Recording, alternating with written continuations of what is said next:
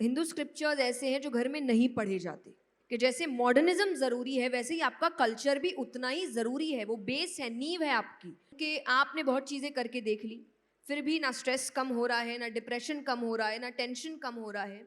अपनी चीज़ें करके देख ली, असर हुआ नहीं, थोड़ी हमारी मान लीजिए। जय जी, आजकल आपने देखा होगा कि बहुत बड़ी संख्या में लोग लिबरल बनना चाहते हैं। लिबरल बनना एक फैशन हो गया है।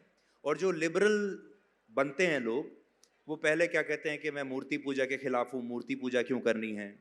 हमारे जो भगवान हैं, हमारे जो ग्रंथ हैं, उन्हें वो माइथोलॉजी में ले जाते हैं, लेकिन उनको असलियत नहीं मानते।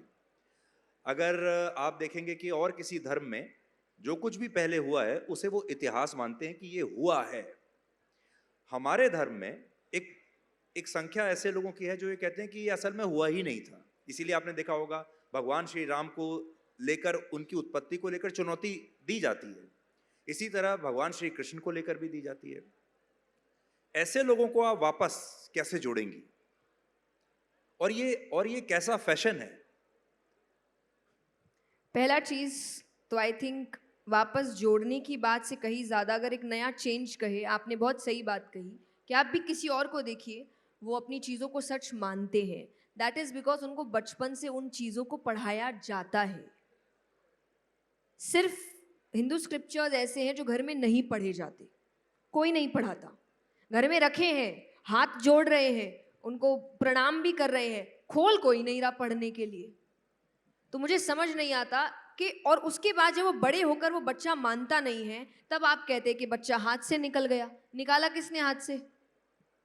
आपने डे वन से उसको पढ़ाया, उसको बताया उसका कल्चर क्या है, उसकी चीज़ें क्या है, उनका इम्पोर्टेंस क्या है, वो कैसे आपको हेल्प कर सकता है, नहीं बताया। बाकी सब बता रहे हैं और मुझे ऐसा लगता है वो बहुत अच्छी चीज़ है कि आपने बचपन से उन बच्चों को वो सीख दी है कि जैसे मॉडर्निज्म ज़रूरी है वैसे ही आपका कल्चर भी उतना ही ज़रूरी है। वो बेस है, नींव है आपकी, और नींव कमज़ोर होगी तो इमारत टिक नहीं पाएगी।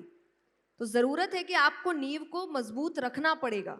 तो आप शुरुआत बचपन से करिए कि आप बच्चों को उनके कल्चर के बारे में, भगवान के बारे में, उनकी स्टोरीज़ के बारे में बताना शुरू करें, तब जाकर वो उस पे विश्वास रखेंगे या तब जाकर उनके अंदर की वो जिज्ञासा जागेगी और क्वेश्चंस के आंसर वो खुद ढूँढने की कोशिश करेंगे। पर बड़े होने के बाद हम इतने एक्सपोज़र्स में हैं कि उसको लगता है कि इतनी लाइफ़ तो निकाल ली इसके बिना, आगे भी निकाल लेंगे, क्या ज़रूरत है?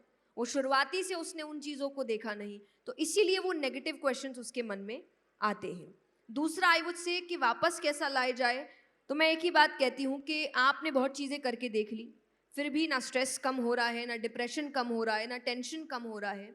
अपनी चीज़ें करके देख ली, असर हुआ नहीं, थोड़ी हमारी मान लीजिए, क्या पता असर हो जाए। और डेफ़िनिटली आपको हेल्प होगी, इस बात की गारंटी हम लेते हैं, अगर आप हमारी बात मानें तो।